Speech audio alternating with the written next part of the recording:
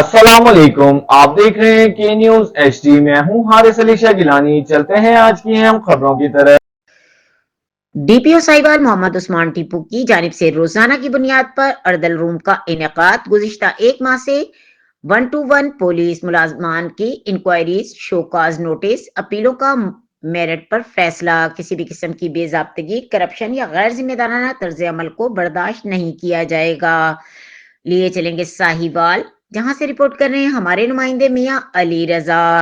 District police officer Sahiwal Muhammad Usman Tipu کی زیر قیادت ساہیوال پولیس میں محکمانہ خود احتسابی کا نظام تسلسل کے ساتھ جاری ہے، جس کا مقصد فورس کے اندر نظم و ضبط، شفافیت اور پیشہ ورانہ معیار کی مزید مضبوط بنانا ہے۔ گزشتہ ایک ماہ کے دوران 1-to-1 پولیس افسران اور اہلکار کے خلاف شو کاز نوٹسز، انکوائریز اور اپیلوں کے میرٹ پر فیصلے کیے جا رہے ہیں۔